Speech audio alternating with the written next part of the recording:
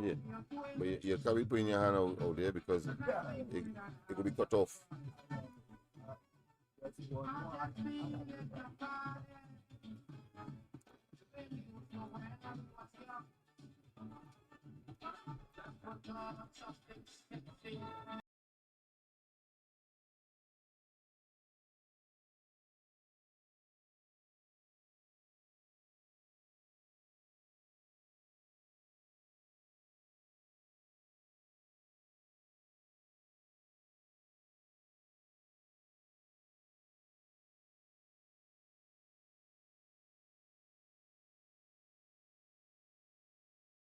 Come on, hold on to your man, and let me do a little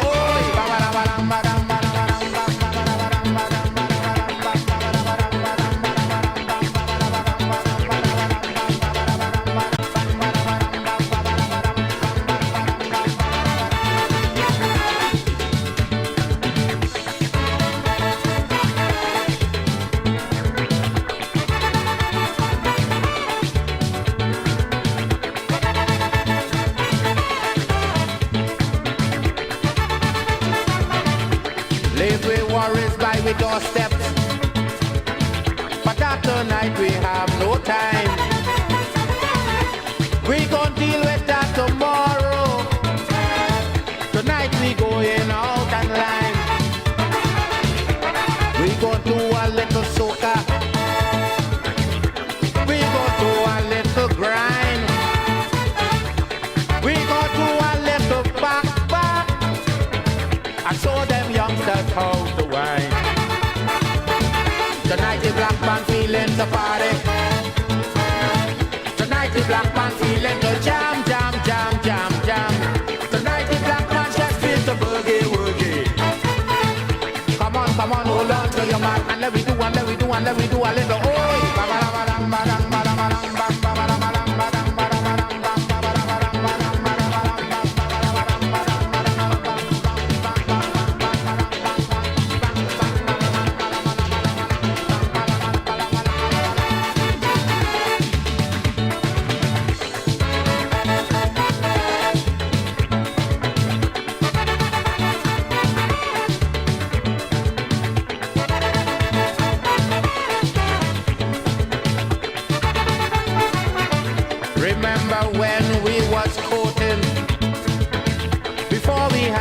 family. Two people sure to be there was we. But since we start having children, to make them strong we give dance up. So tonight, my darling, we turning back the hands of the clock. Tonight the black man feeling the party. Tonight the black man feeling the jam. Tonight the black man just feels the boogie. Come on, hold on to your man and let me do a little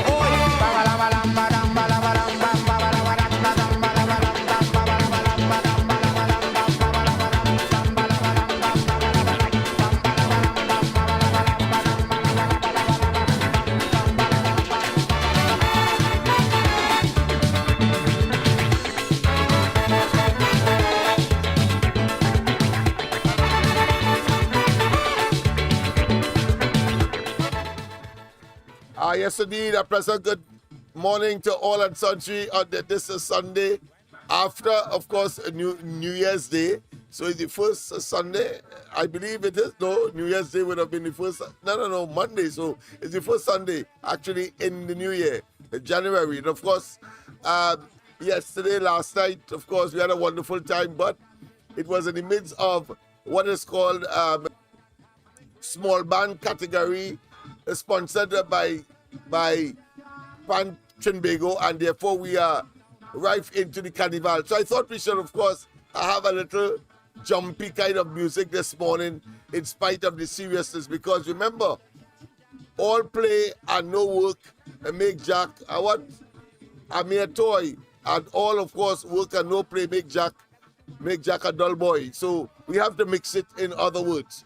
That being as it may, we, of course, would start our host this morning, of course, as per usual, on a Sunday, Dr. Khaled and myself. But let's see a little more of Black Stalin.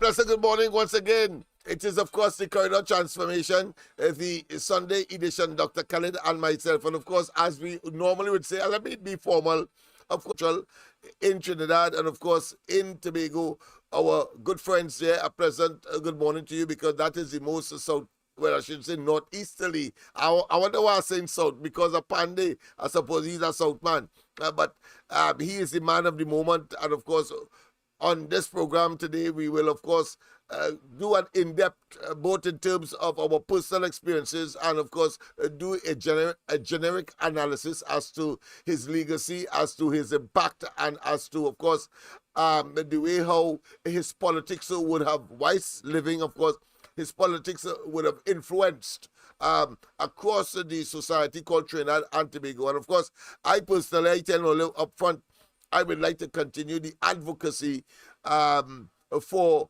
constitutional reform. I think that is the ultimate solution to our politics and in the society as a whole, having regard to what we have seen over the last 8 years, where, of course, the winner take all and, of course, the first past the post system has proven to be, of course, what some people call political or constitutional dictatorship, where there's too much power concentrated in the hands of the Prime Minister in particular, and therefore his or her willingness to share power would be dependent on the personality and, of course, the person who has a sense of right and wrong and justice. But if you have someone who doesn't have a sense of justice and doesn't care about right and wrong, but as according to Dr. Rowley, and of course he I'm referring to here, is concerned with the letter of the law, as we see when he says that over 500 of his, I shouldn't say 500 of his, but 500 times members of his cabinet can recuse themselves, and he sees nothing wrong with that, because the letter of the law says that once you recuse yourself, once you come out from the room where the decision is being made and you come back in, oh, what a farce. Oh, what an insult. Oh, what a despicable scenario. People have lost the government for less than that. And in a healthy democracy, with someone who, of course, has a healthy respect for right and wrong and moral and ethical standards and public life etiquette and the dispensation of justice, he would know that amount of recusal in his cabinet, in spite of the fact that there is legislation with respect, of course, to procurement, that he caused to eviscerate, he caused, of course, to disembowel, so that the cabinet and the government remains aloof and is not subjected, of course, to the tenets of this law we know that there is a case, an irrefutable case, a cogent case, a potent case for, of course, constitutional reform, and we all should get on board.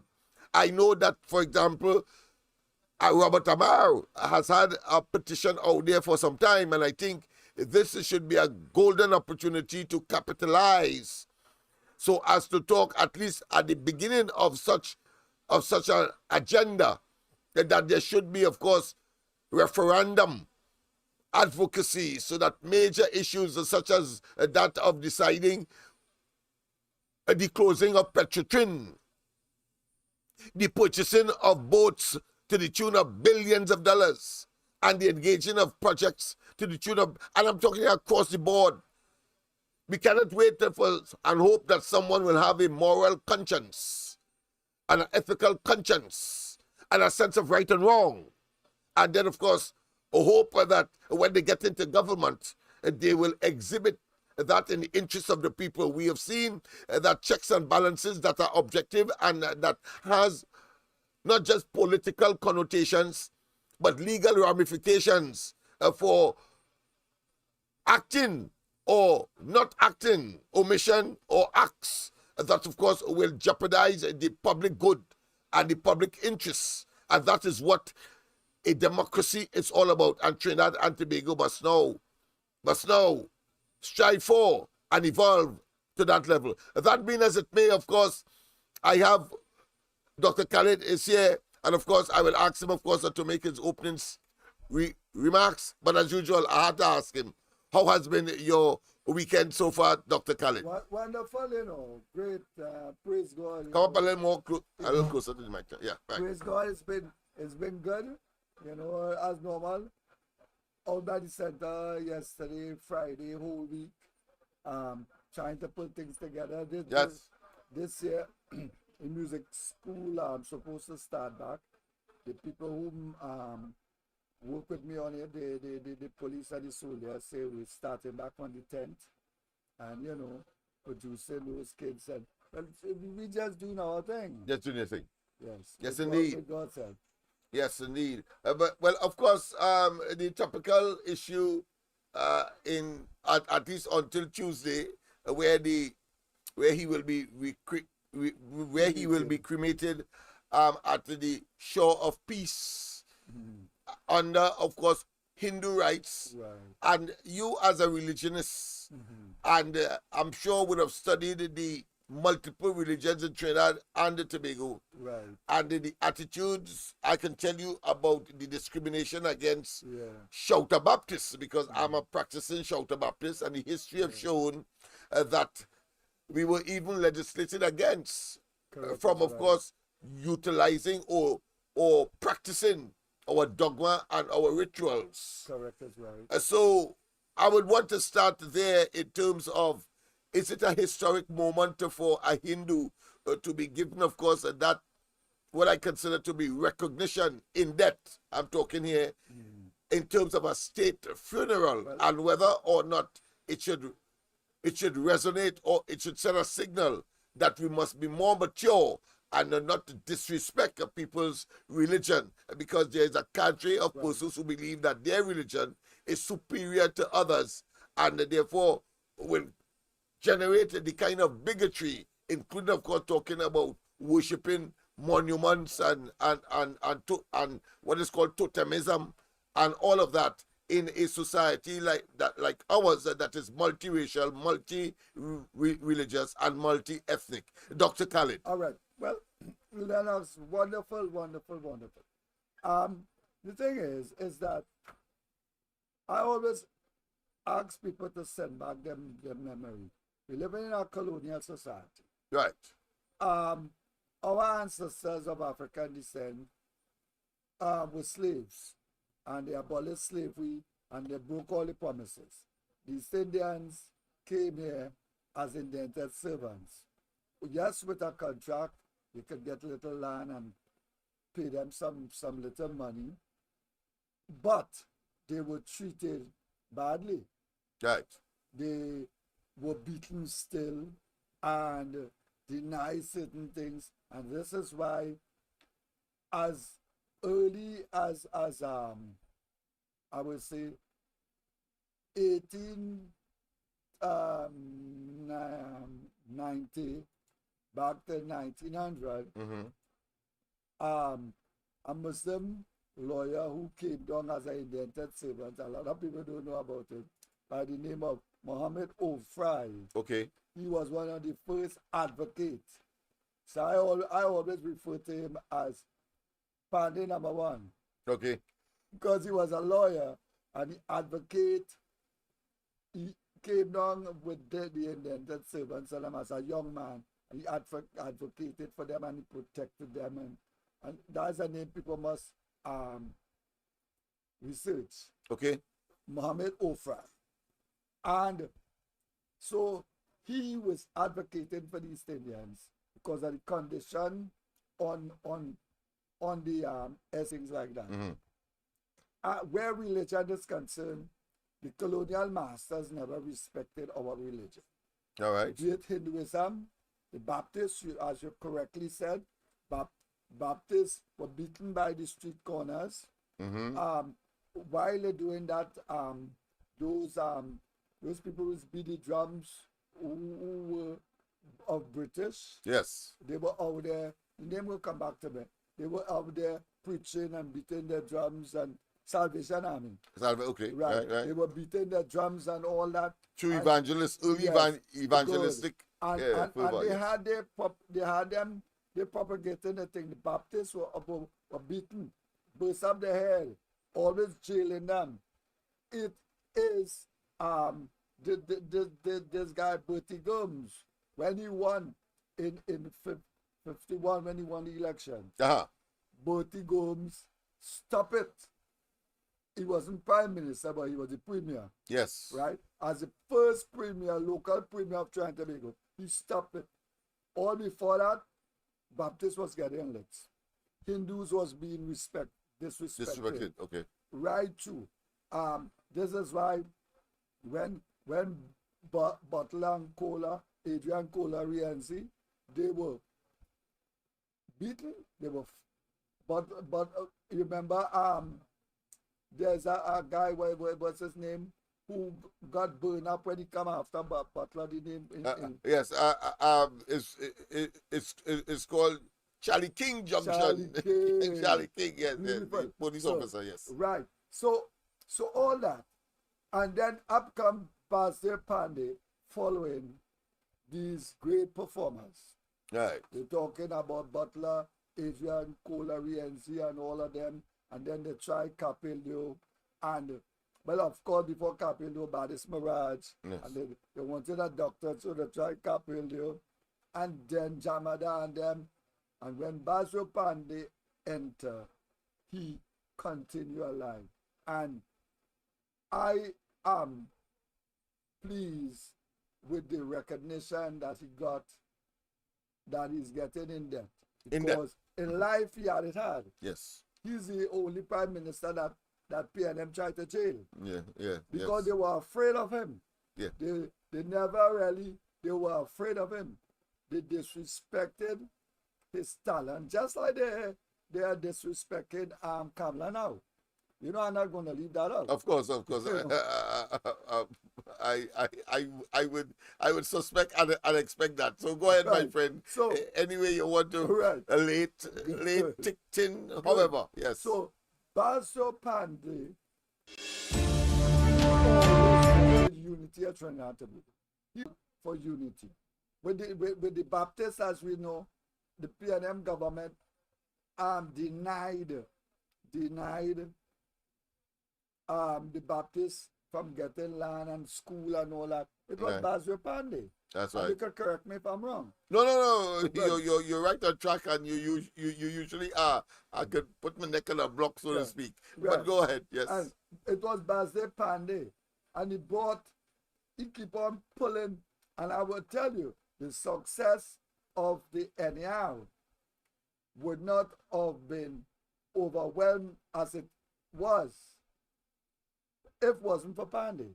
Right. You have to remember Panday and his 15 seats? Yes, 15 seats. Yeah. Good. Panday and his 15 seats, the ONR had softened up the East-West corridor, right, in the 1981 election, softened it up, and made it super competitive for the first time. And then in 83, it was Panday and they again came together and they won that local election.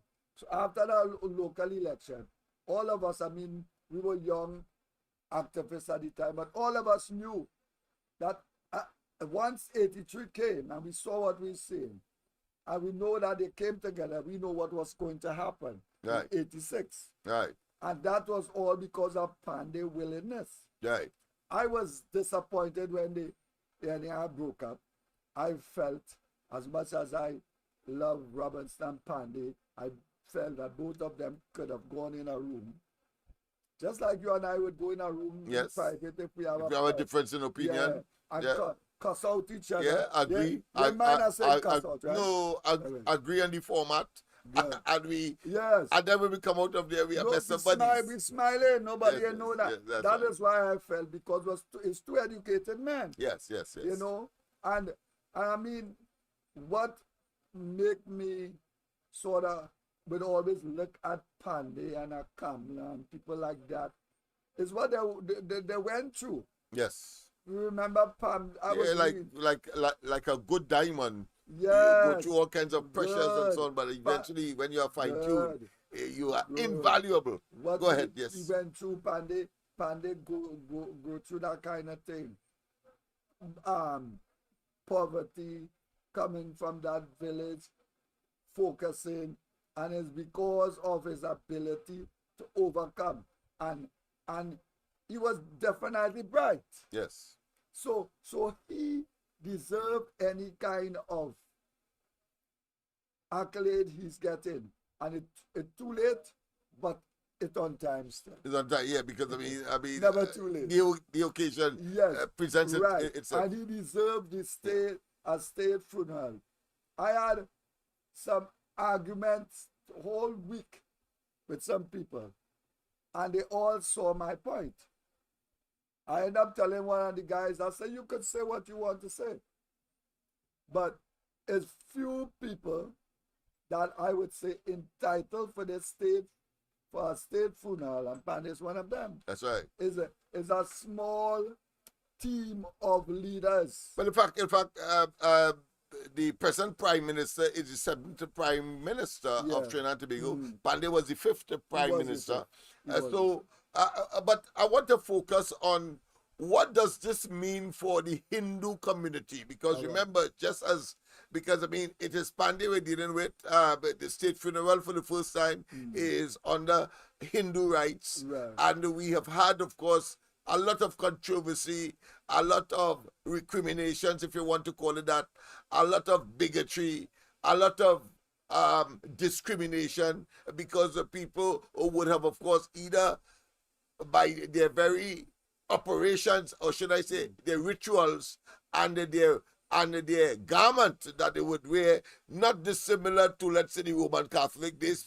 When the priest is at the pulpit, he wears a patch, as is the case with the Hindus, as is the case with the Baptists, and as is the case with many other, even though you may be considered the garb to be, of course, Eurocentric, because and so on. They prefer to use that, and of course, and for is philosophical, based or settled in on their own faith and their belief. They don't believe, of course, in wearing anything special. So that in itself is, of course, the choice of should I say, wear for the purpose of course, administering ecclesiastical knowledge and spiritual fruit to, of course, the flock. Yeah, would you agree with that? Course, and maybe you wish to expand. Of course. You see, again, the colonial masters, as I said, discriminated against East Indian, of course, all of us. I mean, I mentioned the Baptists had a hard time as opposed to the Salvation Army. But when but because of the moment, we concentrating on Basdeo Panday, Panday, yes, right, and his, of course, right, religious good. slant and And what it means for good. Hindus in this country. Well, what thanks? What did wait, Thank you. We're just getting a glass of water. You know, it's not hot, but of course the throat gets yeah. dry. All right. So Basdeo Panday and the Hindu community, they would do things like that. But you're living in a cosmopolitan country, and regardless of what, it must come the full circle and accept all those of us who are not Christians from a European point of view. Right. Because it have Christians from other point of views. But the European point of view is the one that they regardless of the color of the Christians, they discriminate against us. But what would you advise to Hindus, the significance of this? Because remember, as we started, the history is that they have been discriminated against. But now that you have a state funeral that is observed under Hindu rites, how as a Hindu, and I would want to hear, of course, from the members of the audience as well, yes, especially if you are, inclined to the Hindu concept of religious, should I say, tenets, and hear from you, because I, as a Baptist, I know how I felt when Basdeo Panday, as Prime Minister, said to the population, listen, we are going to give the Shouter Baptist community a holiday. Man, that was music. It pride to know finally we can be absorbed into, of course, the brotherhood of religious denominational experiences, and we can do so without fear of being humiliated or feeling humiliated, and of course break the yoke of the misinformation and disinformation about the religion. And I suspect if I am a Hindu, that is how I will be feeling as well. Dr. Khalid. Yes, sir, you're correct. Just by talking, I see the pride still on your Oh, yes, yes. I am a very, very proud Shouter Baptist. And of course, all because of Basdeo Panday. Right. All because of Basdeo Panday. And also, I have a message for the UNC. The time has come, UNC followers, stop the bashing of Kamala Persad. Stop it. Let's pull it together. One of the regrets I had that Panday, before he died, and Kamala should have been closer. Good. Yeah. I mean, after the defeat, they drifted apart, and I wouldn't get into why, but they drifted apart. But the time has come, because the time has come, and even I read where she said that she would not have been where she is hadn't it been for him. Oh yes, very recently. Good. Yes. And I respect that, and she respect him, and the UNC will make their own contribution to him in their way. They will discuss it and they will go forward as a party. Yes. And so my message is, let's everyone to really pay respect to Basdeo Panday. Let's come together as a party. Pull all the support that we can. We know the East-West corridor is ticklish for us. Yes, we have 19 seats. But let's pull a team and win and call it, say this one is for Basdeo Panday. This one is for Basdeo Panday. Well said.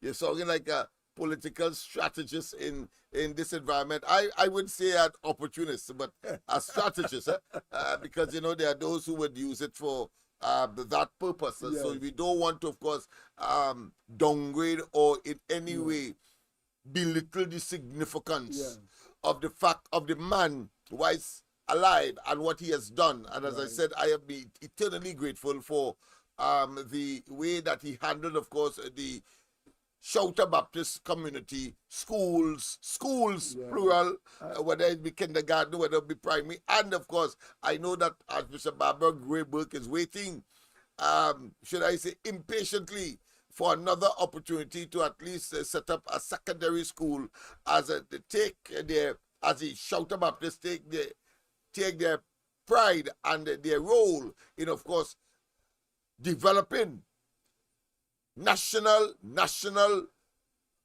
issues as well as, of course, national development, because this is what it is all about.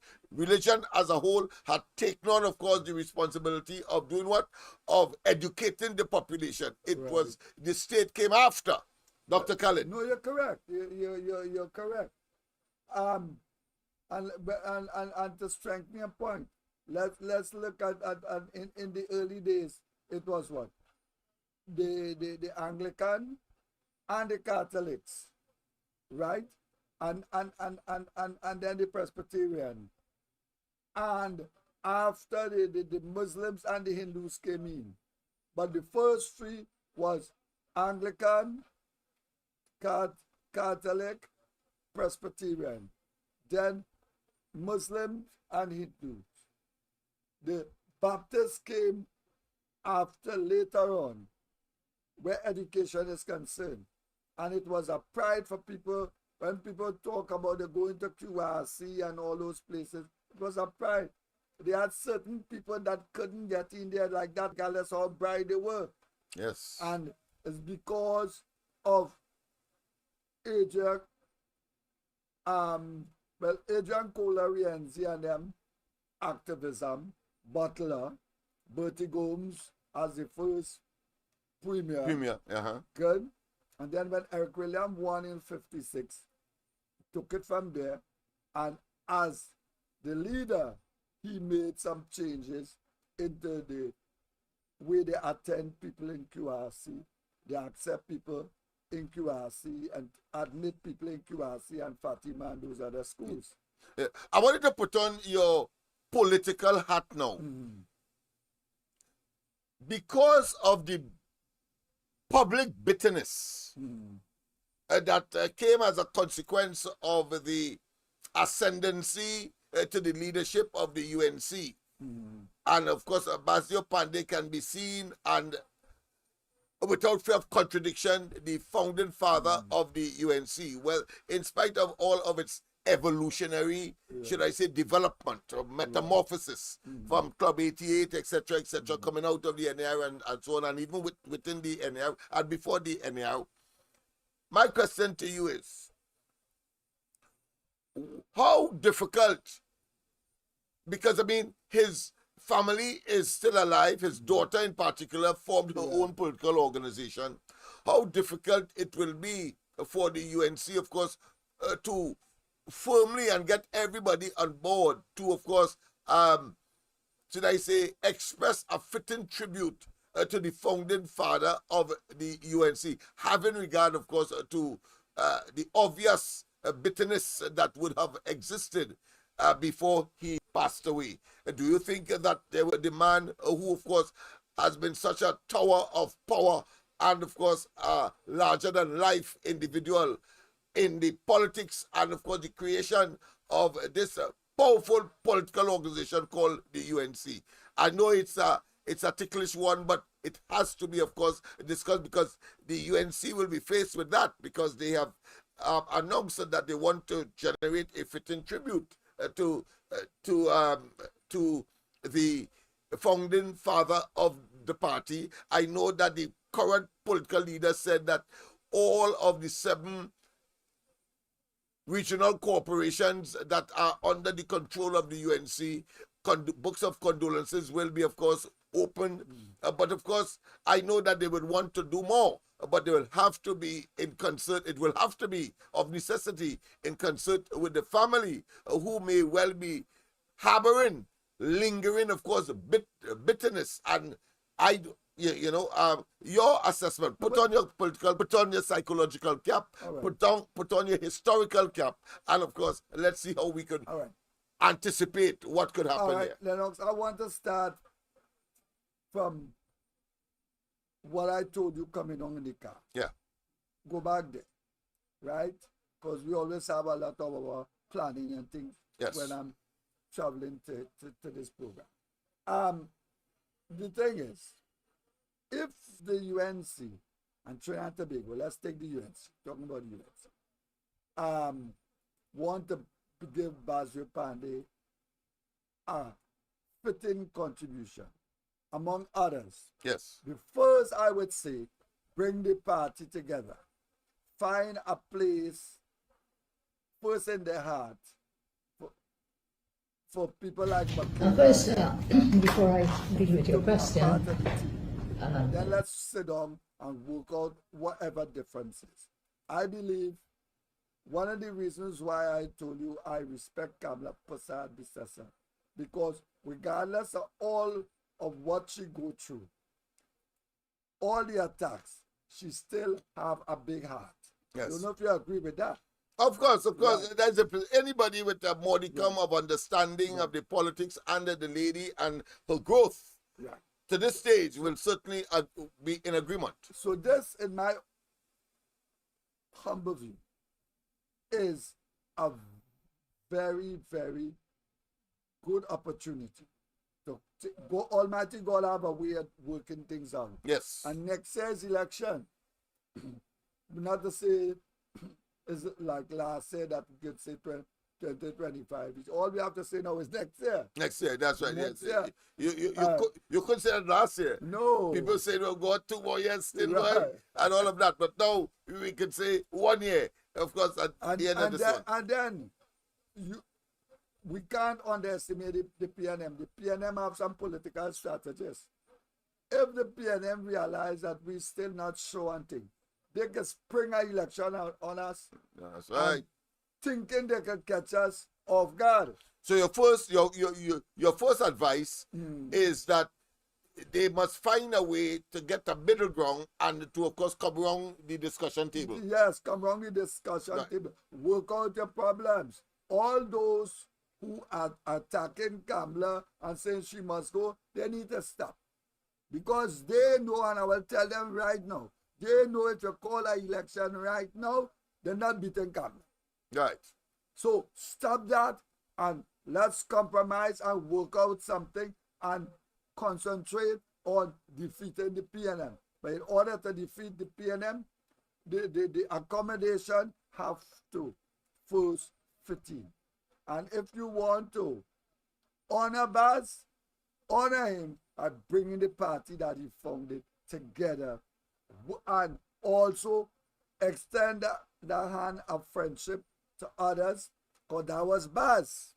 That's right. As I said, without Basdeo Panday input, there would have been no NER and there would have been no massive defeat of the PNM. Beautiful. Well, that brings us now. We are being incremental people, so bear with us. Of course, the number to call, only WhatsApp, 337-6940. We'll take your calls. But I know the conversation is so interesting and, of course, so methodical that, of course, you would prefer to listen attentively so that you can regurgitate and make arguments on your own. Of course, when you encounter others who may have views that may not be consistent with the provable reality. Provable reality. It may sound like an oxymoron, but I think you get the gist. That being as it may, Dr. Khalid, Basdeo Panday has demonstrated a tenacity for unity, for his last gesture politically of looking for constitutional reform demonstrates that. But of course, we have to look at his own experiences that he delivered. Whilst, of course, in the various political caps that he would have held, whether political leader, whether founding father, or whether, of course, a prime minister. To what extent is the question of uniting the opposition forces together and in effect truly have a two-party state in order, of course, to address the problem. We acknowledge that we are a small society and therefore there are 5 and 6 parties in making sense. To me, it appears that underneath all of what he was doing is the establishment of this, and of course, demonstrating that it's chalk and cheese in terms of stepping outside of the box, in being creative, in being, of course, dynamic, and of course, adapting to the special and or significant or run-of-the-mill circumstance of the country at the time for its advancement and development as it grows, economically, politically, socially, and otherwise. Dr. Khalid. Yes, Lennox. The reason why the PNM sometimes think that they reign and rule supreme is because of the splitting of the oppositions. Yes. The PNM was founded in a certain way. Eric Williams kept them together. They were taught from day one to keep the dirty linens inside the house and wash it. People scarcely know what's happening unless somebody who close to us will say, well, you know, they're always fighting in Balisay house. Other than that, we don't know that.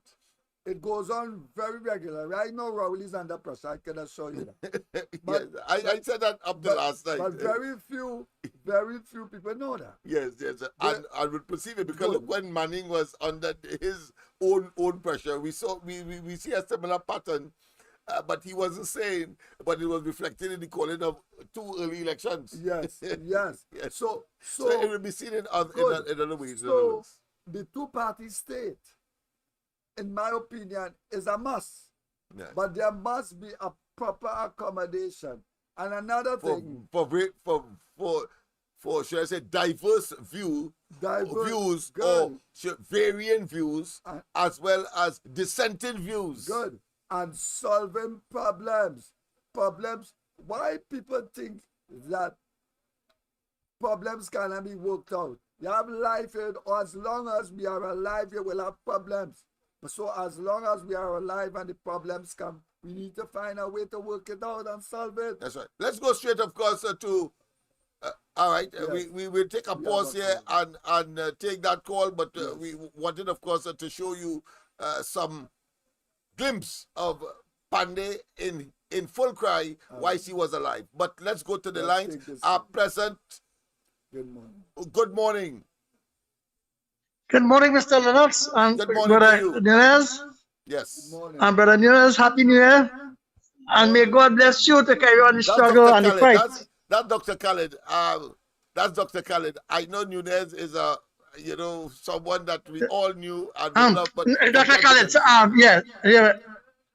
Sorry. My apology. My apology. No problem. Because my mind so hard on sorry, because the trend of thought was going down the road.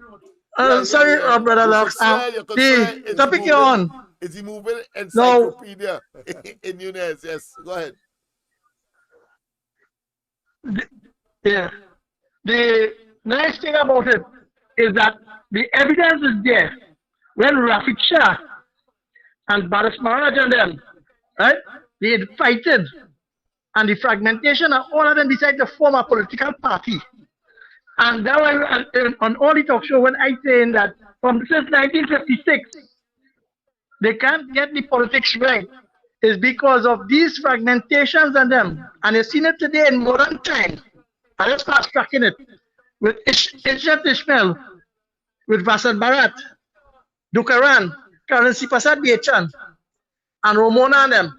These are the people carry on the 1956 model because they didn't realize, because they tell themselves all of them gravitate to the PNM thinking that when they do mischief against their own political party and the fragment, the PNM under Keith Rowley would have jumped on the bandwagon and give them some fun. But when Rowley is a greedy man and a hater, and the evidence is there that he don't like nobody beside himself, and it falls flat on the face because ancient Ishmael, Rowley say he don't want nobody to buy an umbrella for him. And ancient Ishmael run behind him. And you see, so you're seeing where this topic today is all about greed and splitting. When Mr. Basdeo Panday had fight and get the workers and them to side with him and to support him because he was delivering genuinely taking them out of poverty and a better working condition and a better day so that they will reap the reward of the labor. And then when he come now, you see Mr. N.R. Robinson, he had do his mischief by using Mr. Panday to ride it back on Mr. Panday to get into power. And then the history is there written that they only wanted power and they didn't care about anything. And he dismantled Mr. Panday. When Mr. Panday come now and he formed his own political party, he delivered to the people and showed the people this is my model. I was willing to use any institution that accepts my policy to deliver to the people until he had to bring his own. And today you're seeing the fragmentation, right? But Mr. Panday has left his legacy, and I hope that his daughter really fit to practice what her father always give to each and every one, love, and for the betterment of this country. And we unite together. The sugar workers and them should understand they have made a big mistake by fragmenting themselves into different little political parties. And they did not get what they wanted. And up to this day, just the other day on your program, and when they had the launch at the headquarters, you see a pundit come with a letter on behalf of sugar workers and saying that Ms. Kamla didn't do nothing for them.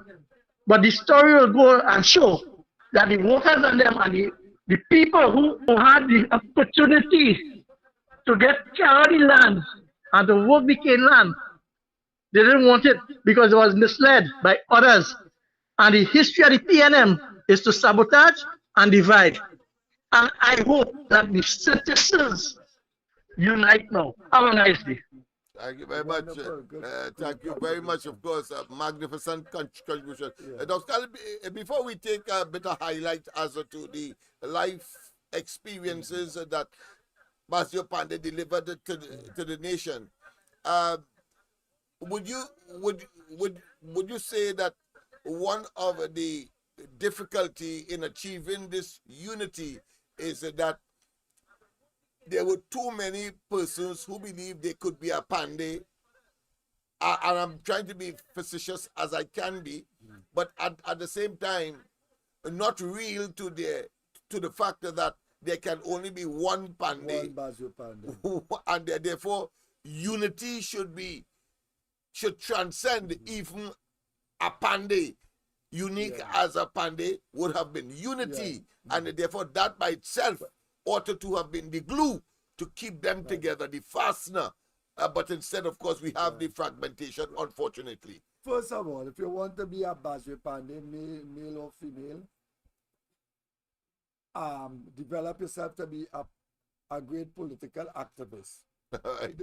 Understand that problems are there to be solved, and you have to learn to work with people. Panday been reaching out all the time. He been reaching out to everyone.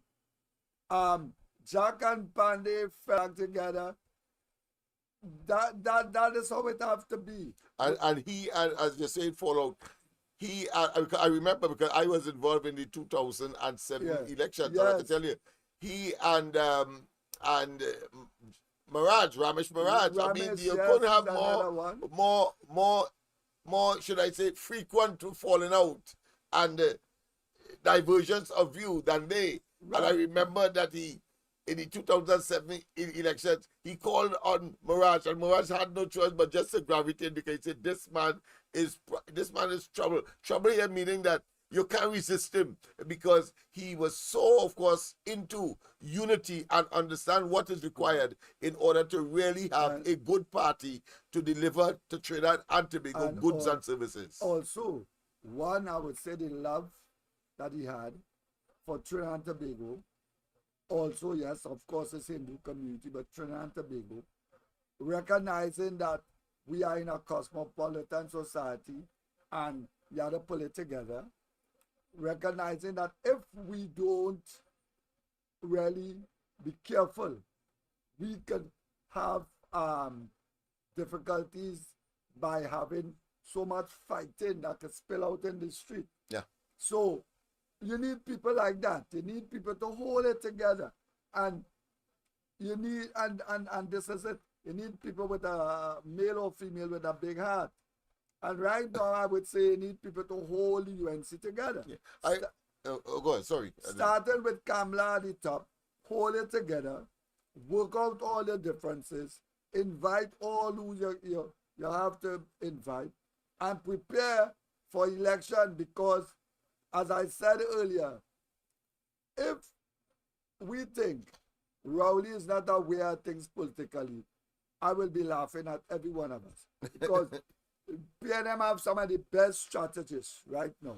Yeah, And especially for evil politics. Yes. I want to say that. Especially for malicious politics. Good.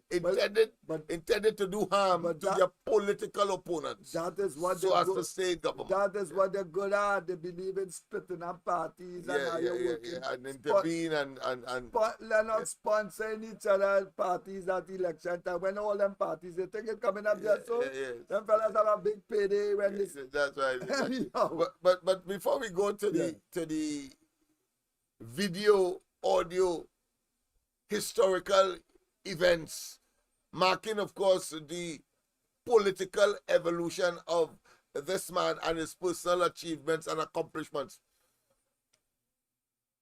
While you were speaking there, Dr. Khalid, I recall the late Patrick Manning saying that Trinidad and Tobago is a difficult society to manage. And I got the impression that he gave up because of the divergence and the diversity and the fact that there will be very little consensus. To me, I got the impression that he gave up, but Basdeo Panday made it look so easy. Tell me before we go to the video. I agree with you, because Basdeo Panday was one who believed in consultation and consulting other people and work with them. And also, finally, what I always believe in Trinidad politics, we need Lennox, and give it some thought, a counselor. That is respected, and because there are a number of persons who try to take that role, whether it be, of course, I think there was an election commission, but it was informal. It was a coming together of a persons respected, but that fall by the wayside. And then you have others in terms of constitution. But what I'm talking about, within each political party, I see. We need a council of elders. In that context, I'm not even talking about the opposition government, forces. because after you win, government will have their own attitude. Yes, of but course. Our party right now, my thing is concentrating on the UNC, and So you form a creature called good Council UNC, of Elders. the NTA, anyhow intent, because I can tell you without hesitation, the anyhow gonna be in this next fight. Right. Well, of course, love as well. My own party will be there as well. So all the parties, right, that we come together, and while we are working out our strategies, we must also work out a group that I want to call the Council of Elders, who will be advising. Yes. And saying, but helping to hold it together. You're making a lot of sense, because I think that is what the PDP had in Tobago, They had a group of led by the same late Hutroy Charles. Yes. And they were, of course, massaging and ironing out and strategizing and so on to keep, of course, the PNM out clearly. But of course, you could only have a better Trinidad and Tobago, a better party, better politics, if you have, of course, the opposite, having regard to the, what I consider the ensconce philosophy of self, are going it alone, and of course, they then dominate in a way inimical to the interests of the country as a whole. And we see it with some rambunctious and obnoxious decision making that is not consistent with democracy. Dr. Khalid. Yes, Lennox. They had Dr. Winford James, they had Dr. Varnas James, they had Palm, they had the Steve. Yeah, they're the council. And a lot. So that's a good idea, man. But it's something I do right now, Lennox. I am the president of my village council for 10 years. I consult all those old village council, participants and leaders, and we come together and we solve problems, we say do this, and it be heated. I suspect that since that is not the case for the PNM and the inclination of this political leader, I could imagine how much conflict he's having with people like over on Padmore and all of those stalwarts that are still around. Not Eulani James, but Joan Yule Williams and all of them who are seen, of course, the party deteriorating, the party being destroyed. And of course, this leader says that I was elected, I am in charge, full stop, and therefore you do as I say, or nothing could be. I mean, it is horrendous, and it is shambolic, and of course, it's very Francis and them. Yeah, and what the rank and file should take note of is that because of that attitude, you don't want another leader that would have taken such charge to be the optimum leader to the point where he's a total dictator and an autocrat. And of course, that level of do as I say and don't do as I do. And if you only resist me, I will find ways and means, even if I create it in order to destroy you. But let's go to Basdeo Panday and hear some things about Basdeo Panday. I think it's about time we should do justice.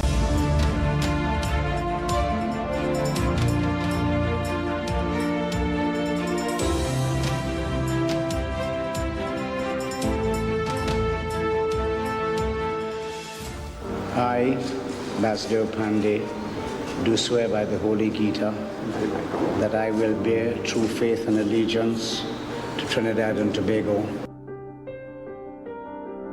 So my dad was born in 1933.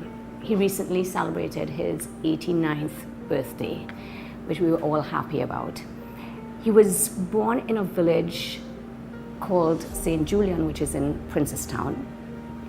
He went to Presentation College. After that, he worked as a cane weigher, a teacher, and a civil servant. I heard he was quite a strict teacher, which shocked me because he's an extremely patient person. My father would be more, did you do your best? So your best doesn't have to be an A. Your best can be a C. It can be a D, but once you tried your best, try to be the best at whatever you do. So that was the kind of father that he was and still is. Well, that's, of course, is his daughter. And that one's quite interesting. Who, of course, has he given a loves biography sports. of their own To this day, he enjoys father, looking Basdeo at sport. Panday, the late He then Basdeo went Panday, abroad and he studied law, Sapa, economics, and drama, for all of which he has degrees in. I don't know if you know, but my father was an actor, and a successful one. He acted in 2 films, Man in the Middle and 9 Days to Rama.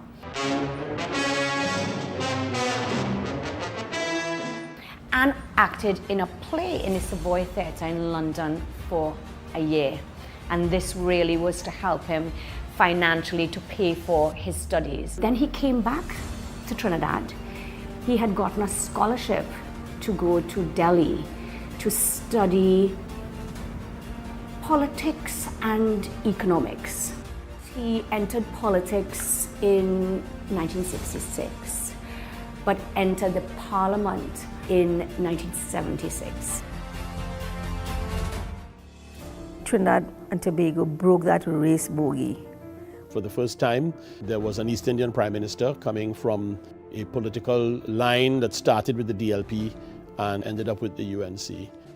Panday formed what you call Club 88, and in which ended up as UNC, because before that they were the United Labour Front. That formation of the UNC gave Trinidad and Tobago a second political party that had the kind of dynamics that could challenge the PNM for power. We won the election. Mr. Panday became Prime Minister. He led an extremely good government that really served the people very loyally.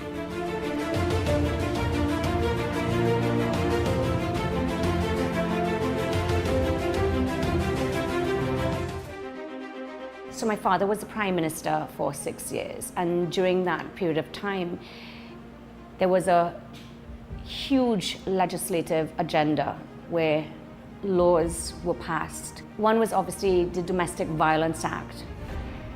The other was the Maternity Protection Act. We had the Equal Opportunities Act. We had the Freedom of Information Act. We completed the regularization of 50,000 squatting families to enable them to own the land that they occupied. We built the new airport terminal. He had made himself Minister of National Security for a while, and he was chairman of the National Security Council. But he handled the job very wisely and was able to reduce crime like we had never done previously. While Mr. Panday was Prime Minister, the price of oil internationally was between $8 and $12 US a barrel. Now that's not a lot of money. And yet, with the shortage of funding, we were able to accomplish a great deal. Built a lot of schools. We built bridges and highways, especially in East Trinidad.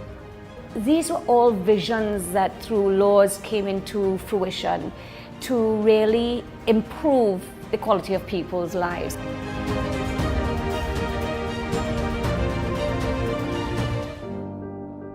Basdeo Panday, my good friend, he's one of the few, or the only, that was a people's person. He came out, unlike most of his predecessors, he was the most, until then, he was the most experienced political leader to assume the office of Prime Minister. Panday was also a grassroots man. He was well loved. I was in Parliament with him. And would you believe? Well, of course, Dr. Khaled, I think we just had a synopsis as to the many achievements of Basdeo Panday. But I think it's important now that it will be remiss of us if we did not, of course, try in this segment to demonstrate our personal encounter and experiences. I can tell you about those that I would have had, but I will give you the first bite at that cherry, Dr. Khaled. What has been your personal experiences with the man, if at all? No, but okay.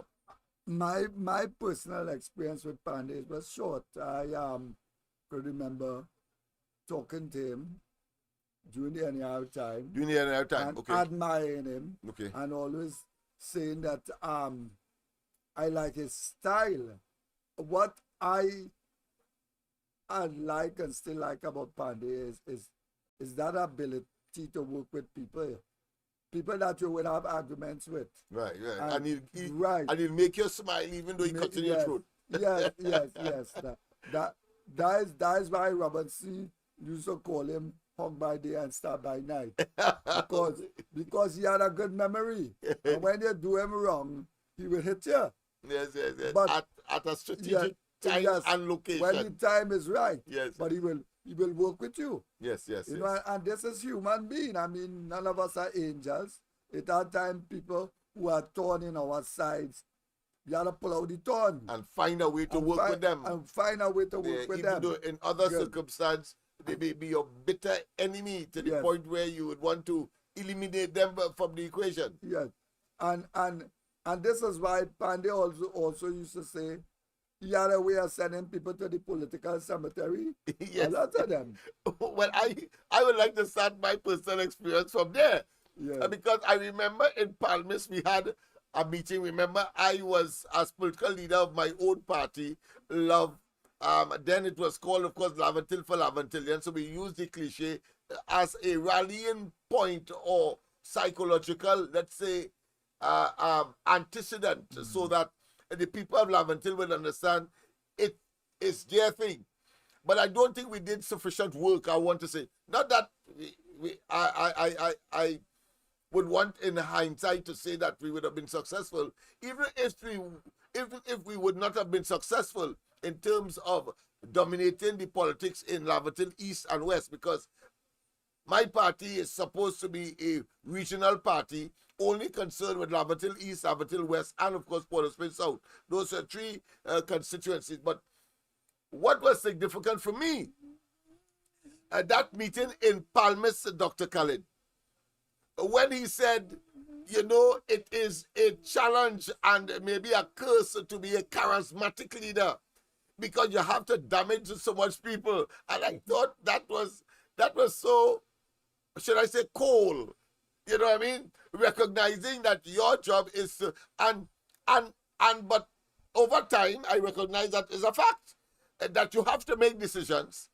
There are some people who got it for you because of the decision that you would have made, not in their favor, but in somebody else's favor, and for no reason at all. And in some instances, because of who you are, like take for instance, he is a Hindu, and therefore, on that basis alone, the people would prefer not to deal with a Hindu, and anything that happened, they would say is something of one of them gods and them that they worship in. Totally ignorance. But the fact of the matter is, he was generally a kind fellow. Having said that, I want to tell you, Dr. Khalid, that it was for the first time, and I've seen no other time before or after, that a section of the, in fact, that Dr. Carson Charles helped in putting that together, a section of a national major public crowd political organization put inside of their manifesto a section for Laventille alone. Sorry, tonight I will find it, and of course I will bring it to your attention. Let me repeat. No party, PNM in particular, with its dependence on, and I should say exploitation of the Laventille community geographically, because it cuts across, of course, the political divide, whether it's Laventille East, Laventille West, Port-au-Prince South. All of them have the same socio-economic realities and scenarios. No party other than the UNC put into its manifesto a section for Laventille alone. I thought that was so not only justifiable, but so intriguingly stepping out of the box and recognizing, as we have been doing over the years, Dr. Khalid, that if you solve the Laventille question, you solve the question of crime and criminality. That is how intrinsic crime and criminality is to Laventille, but more so the solution thereof. And I thought that was my first encounter when, of course, I had that. But, of course, there were others that I would like, of course, to just briefly mention, because we have to go to Kamala and hear what Kamala has to say with respect, of course, her own experience, because that is the leader at this point in time. But the fact of the matter is that when he became prime minister, he went to visit the Labas as one of his first gestures. And I thought that was so, again, stepping out of the box. And medical people were saying, but the man risking his health, because we know then, as we know now, he had a heart problem, and one would think that, he would not want to expose himself to the dust and all of the, what I consider the stench or the stenches, because there's more than one stench that comes out that emanates from that place. But he went. And he visited, of course, Beetham first, and then went across to the Labas. And from there, he went, of course, to Sealats. And I thought that was significant. But more than that, I end up, of course, at Sealats, where the ending of that exercise occurred, and he was giving his speech. But it was a lifted area, and there was a sort of balcony, so I was there watching down. And then he saw me, because he knew me before, and of course, he then said, Mr. Smith, tomorrow the cabinet will be meeting, and we have decided to make you a director of the Small Business Development Company in front of everybody. And I thought that was significant for me.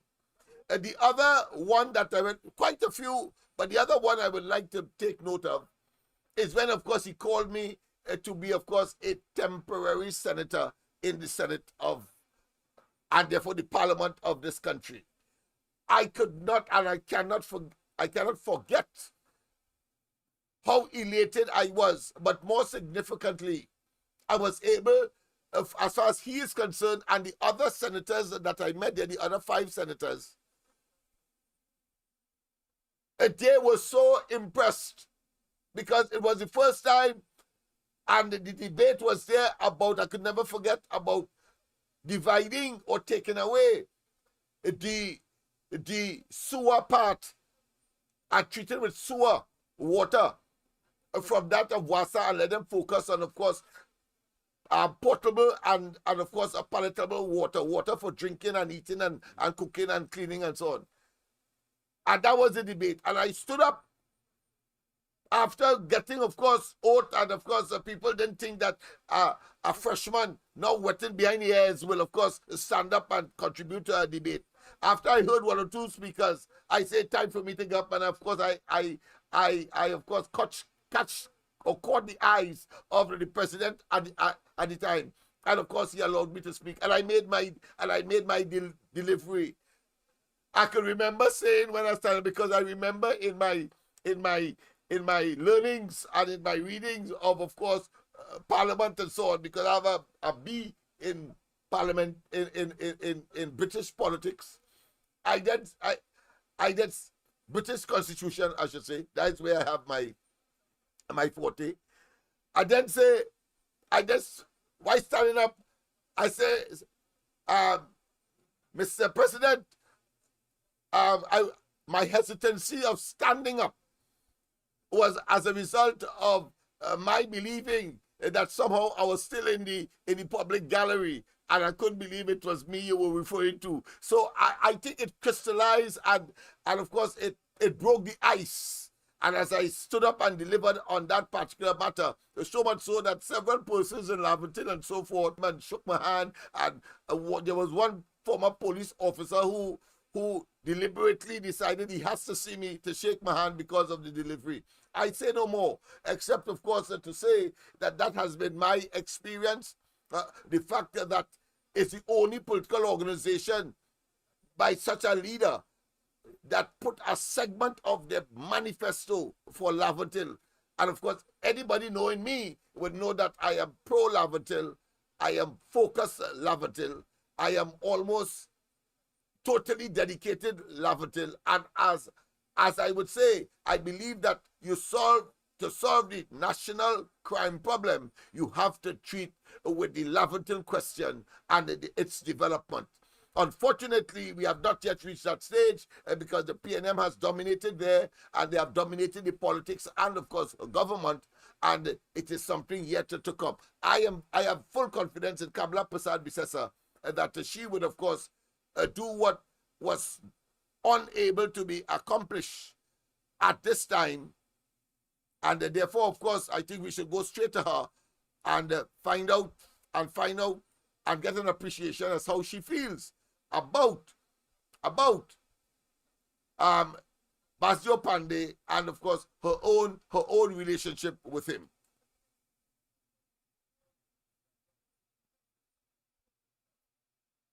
Here today expressing condolences to the family of Mr. Panday and all his loved ones.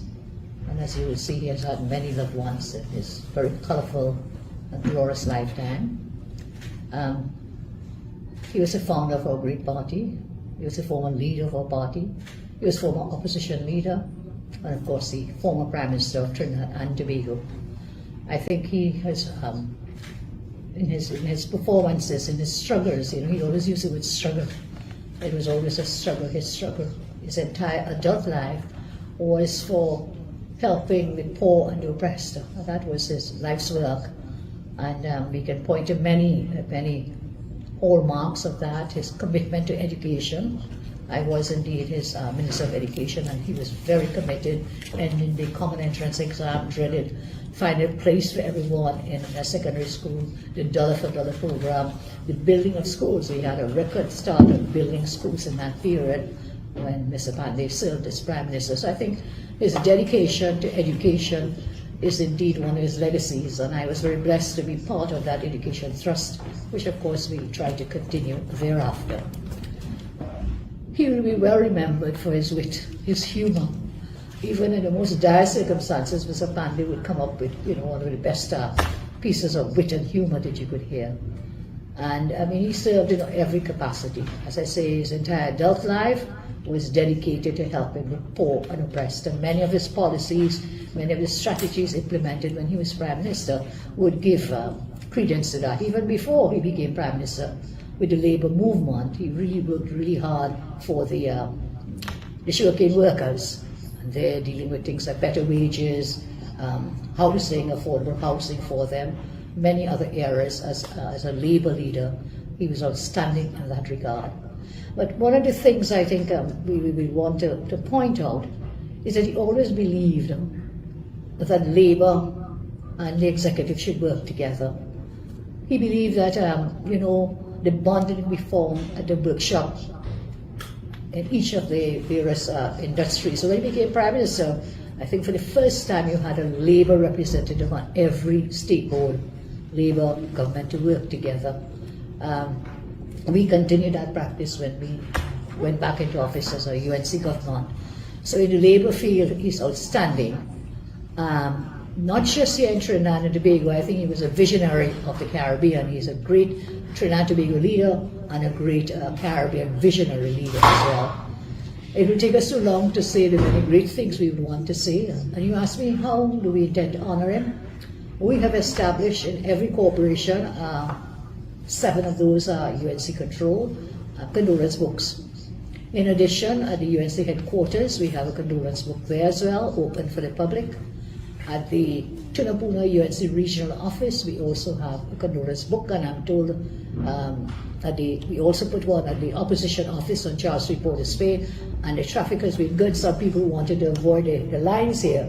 They have been going into that Port of Spain office. So with the condolence books, of course, we have been doing that. I tried to reach out to Miss Michaela Panday, but regrettably, I know they're very busy and in grief. I have not been able to directly speak with her, but I have sent messages to her. And as I say, I tried with the phone, and we continue so to do. I know it's a very difficult time for them, and indeed for many of us in the country. How else will be on him? Of course, we'll come out in full force for the funeral next Tuesday, and that will be part of it, and then the party will work together to see how best. I see there are many calls for honoring him. People talking about naming the Piarco Airport after him.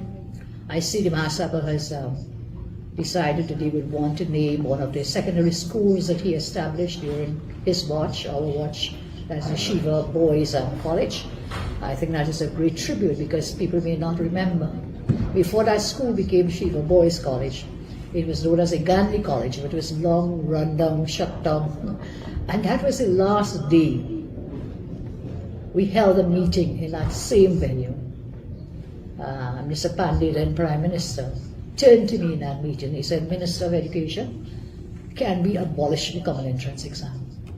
I remember that as if it were yesterday. Can we do it? I said, Mr. Panday, I will try. This was in July. We were going into the August, and we would have to get this ready for September. I said, Prime Minister, I will try. And the rest is history. We were able to abolish that exam because of his vision, his mission, and thereafter we built so many schools throughout the country to accommodate all the students who before were falling off the line. They were not given an opportunity to go to secondary school. I remember that distinctly, and I pay great tribute to him. When you read his life story, they say, he went off to London to study. I think they said he landed there with $6 in his pocket. So he understood and valued so much education as a passport out of poverty, as a way to a better quality of life. And I think for us in UNC, we continued with that vision, that mission in education. What else will we do? As I say, we get together as a party and come up with the best way, whether to honor him by naming the airport. That it will not be for us. We are not in government. But that is merely a piece of things that you sign. You don't need any big legalese or whatever. That can be done very easily. There are other persons suggesting scholarships, because education was so close to him.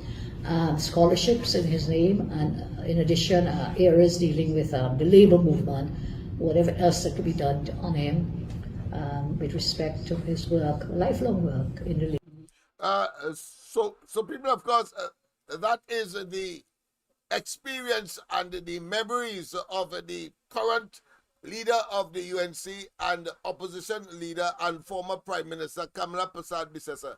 But Dr. Khalid, if we are to identify some of the what we may consider to be, and there may be others, but of course we would love you to call in as well, 337-6940, where of course you can share with us your fond memories and some of the policies that you would appreciate.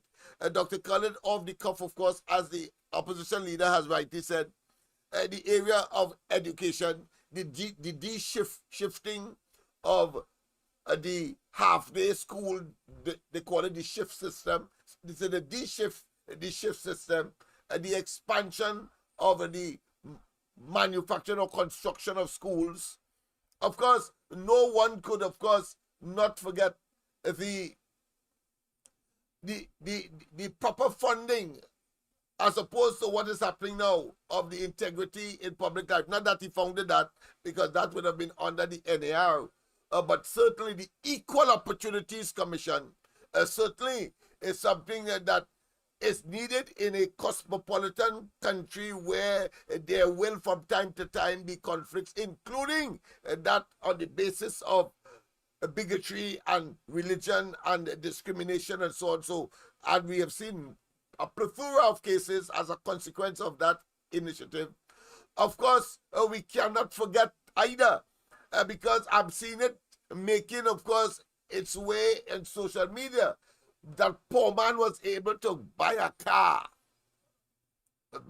because he opened up, of course, the industry for the ordinary fella to be able to purchase a car rather than being, frankly, exploited by those who had a monopoly for years on motor cars, and they made it a luxury item, and that therefore ordinary Joe could not have had a car, even though Trinidad and Tobagonians have had a very long love relationship with the motor car, with the motor vehicle. And therefore, I thought that was a very significant development as well. And my final one, Dr. Khalid, I'm sure you will have to add as well, is the whole question of not just dollar for dollar and the precursor or the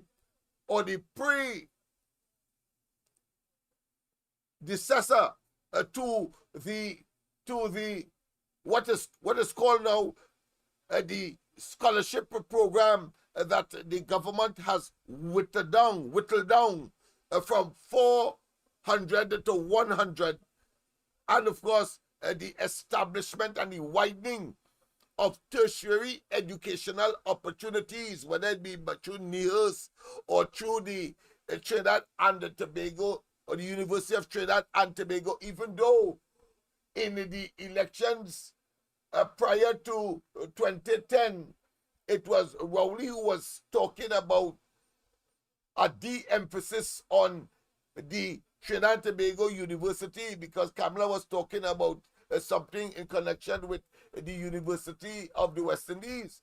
But it turns out that Dr. Rowley today, he is the one who has whittled down the significance of the University of Trinidad and Tobago by underfunding and by causing it, of course, to be so no longer they can afford to keep, and therefore professors and programs, but more significantly, they have drastically cut on funding for the Trinidad or the University of Trinidad and Tobago, and effectively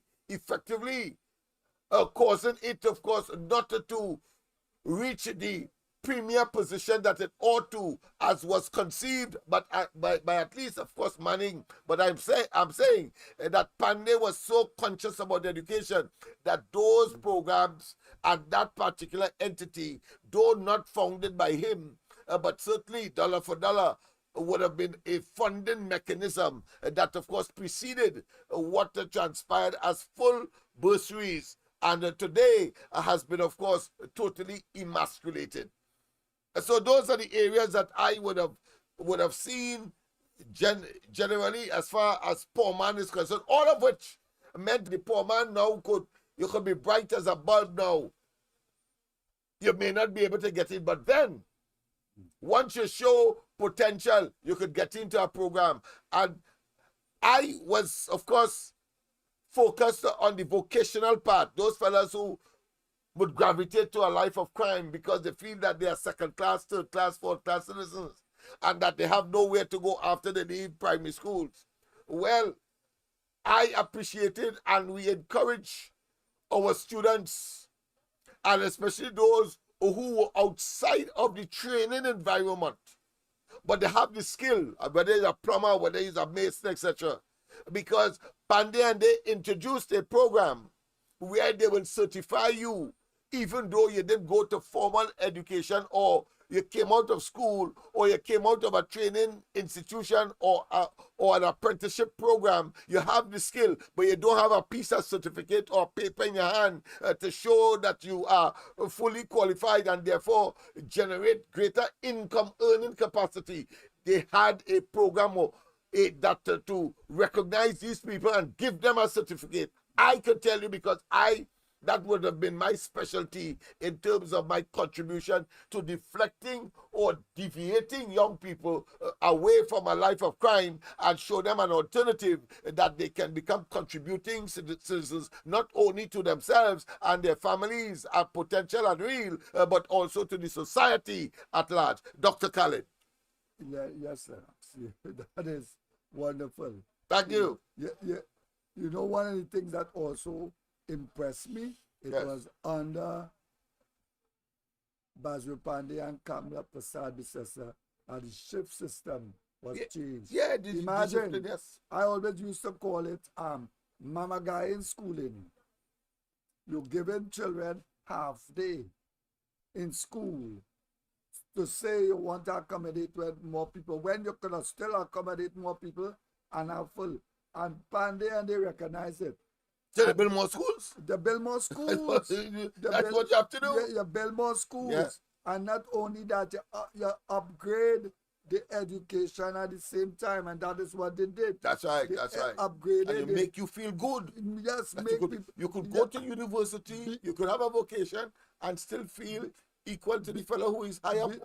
Because secondary education, when it did came in, it's still long, but when it did came into Trinidad and Tobago, it was a prestigious thing. Mm-hmm. But Panday and Kamla, they changed that. Yes. And that what I would call decolonialize the because it was a quasi yes. or should I say a neo-colonialist agenda with an elitist focus. Right. So that is my memory of Panday. He was focused and he was able to hold groups together, solve problems. Yes, we bicker, we cuss out, he will hit back at you. One of the things my boy Castan and I was talking about this week, and we were laughing. Remember when Robertson said that the stains on deck, vomiting on deck? And they say, yes, we're vomiting because of the stains coming from the engine room. Yeah. Yeah, that was that wit. I think it was Robert Amar who said that he had a toy in the Martin with him. So a fella said, Panday, he said, how are you, my brother? So a little while afterwards, he riding a bike. He said, he's a dog. He said, that's why I call you my brother. Wonderful. All of your dogs. All of your dogs. That's why I call you my brother. Take a dog to do a dog. My brother. Wonderful. Yeah. I mean, this fella was a character, a colorful character. He was very charismatic. He was witty. Yeah. You know, to hold things together. Yes. The thing. Yeah, keep your attention. Even if he's reading from a prepared script, he could keep your attention. He's the first person I know could do that. Because I suppose because of his dramatical, I should say, experiences.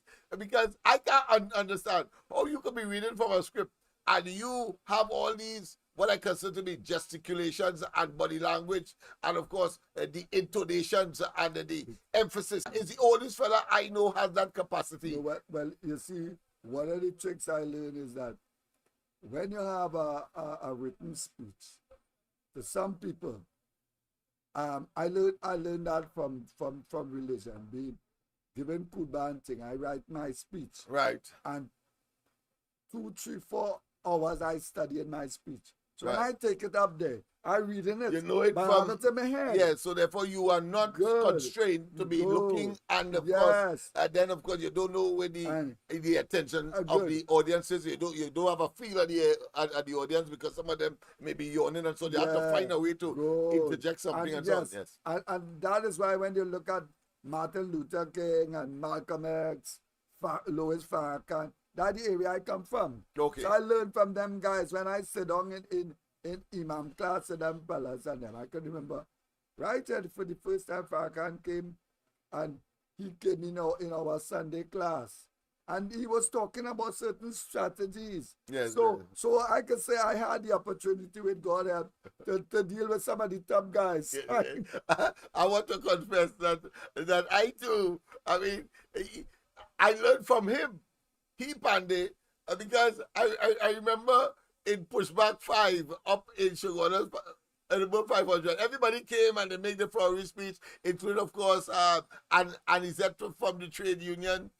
So my turn to speak now. What I did, I jumped off the stage, and I started, of course, and in the background, of course, there was a piece of music playing, and I started to dance and so on. I saw that. I was there. I was there. Oh, yes. And then afterwards, of course, I got to give a short, what I consider to be address to the audience, and that was it. But what they did was turn the whole thing around, because there were some spies and so on. I was able to make them focus on those spies who were coming out of what I consider to be the fragment of the either what transpired in San Fernando, or the experience with the gassing. Remember that the gassing of the people, tear gassing of the people. So we were able, because we knew that there were police officers inside there monitoring what we are doing. So we were able, of course, to pull them out and, of course, get them to focus. I went back on stage, give a little presentation, and I was off of it. But that was part and parcel of some of the little techniques that I would have learned to keep the attention of the audience, and at the same time get your message out. So kudos to Panday. I think he has given all of us that. The only person who I wonder, maybe he overlearned talking about Rowley.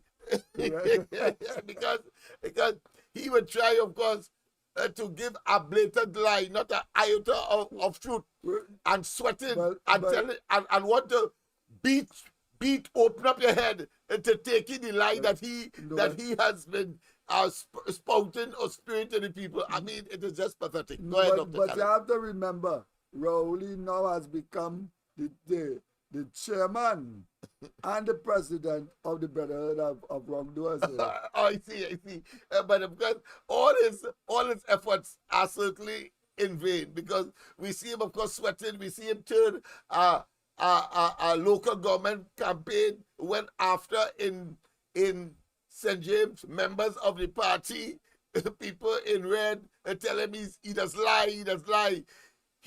He became stunned. He couldn't respond to that. He started to mutter. He started to stutter. He started to be in a state of flummox. And then after that, what we saw, he then converted that to a conversation with the Prime Minister, most despicable and most, of course, unhealthy, disingenuous, dishonest, and clearly and truly demonstrates categorically that he's a man without morals and scruples. Dr. Khalid, as we wind down, we have two more minutes. All right. So as we winding down, it has been a pleasure talking about Basdeo Panday, a man who I admire. And again, it wouldn't be fair if I don't mention the UNC. UNC, you have lost a general, a tiger, a man who said that if you see he and the tiger fighting, feel sorry for the tiger. That is the kind of... In fact, he went for he said a lion. A lion, Feel sorry for the lion. Yes. Feel sorry for the lion. But you have Kamala Prasad Bisesa. You need people who can hold. And when I look at Kamala, with all the fight, all the pressure, she still hold the UNC together. And as I said, if you have an internal election, today, tomorrow, right now, this year, she will still win it. So we have to work together with her. And I can assure you, once we work together and we pull in new people who want to work together with us, the PNM will be history. The PNM will be history. I mean, a fitting way, of course, to make your final, of course, presentation. Any other thing that you would like to share with us in the meantime by way of information? Not really. Not this. Okay. Well, people, of course, it is now exactly 10 o'clock. And yesterday, I think a fitting way to, of course, end will be, of course, something to deal with education. So let's hear the mighty sparrow in that regard.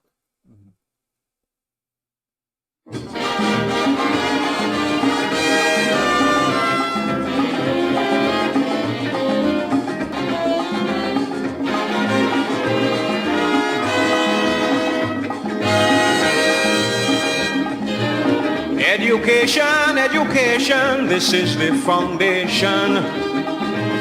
Our rising population needs sound education to be recognized anywhere you go. Have your certificate to show, to enjoy any kind of happiness. Knowledge is the key to success. Children go to school and learn well. Otherwise, later on in life, you won't catch real hell. Without an education in your head, your whole life will be pure misery. You're better off dead. For there is simply no room.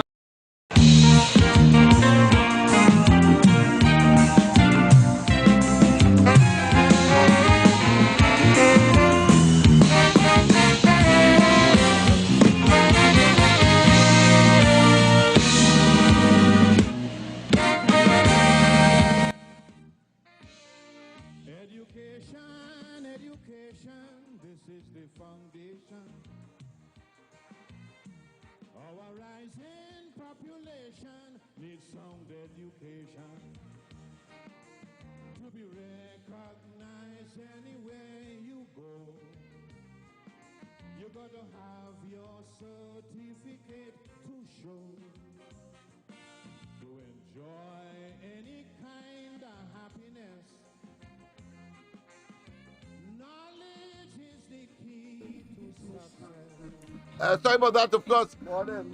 Tomorrow, Andy, Mikey, and myself on the ground report as we continue, of course, with these and other matters. Don't forget tonight from 8 to 10, tonight on the corridor transformation. You will hear Dr. Khaled in the background. We have work to do, so therefore people will call us on air as well. But have a wonderful rest of the day. God bless. Bye-bye. For there is simply no room in this whole wide world for an uneducated little boy or girl. Don't allow idle companions to lead you astray. To earn tomorrow, you got to learn today.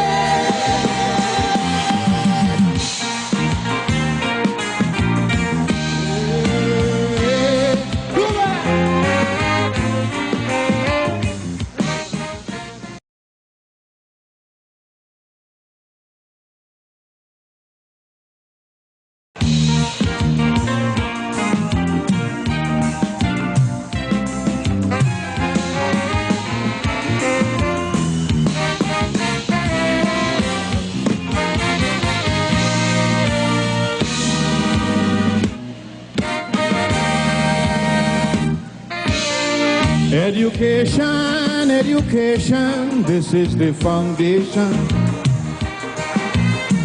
Our rising population needs sound education to be recognized anywhere you go.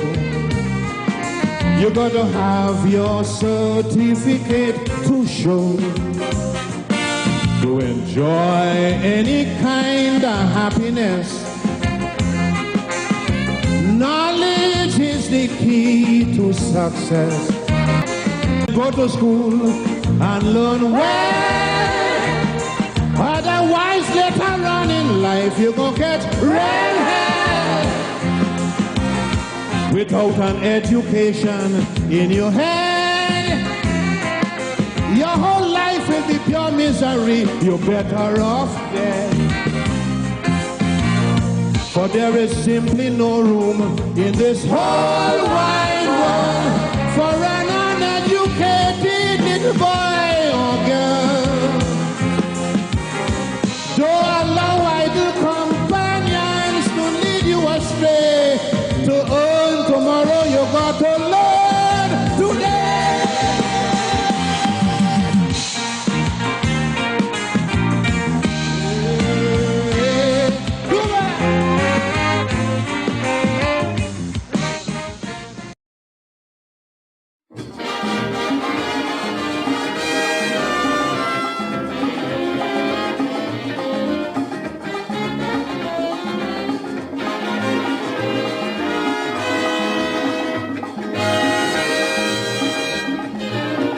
Education, education, this is the foundation. Our rising population needs sound education to be recognized anywhere you go. Have your certificate to show. To enjoy any kind of happiness, knowledge is the key to success. Children go to school and learn well, otherwise later on in life you won't catch real hell. Without an education in your head, your whole life will be pure misery. You're better off dead. For there is simply no room in this whole wide world for an uneducated little boy or girl. Don't allow idle companions to lead you astray. To earn tomorrow, you got to learn today.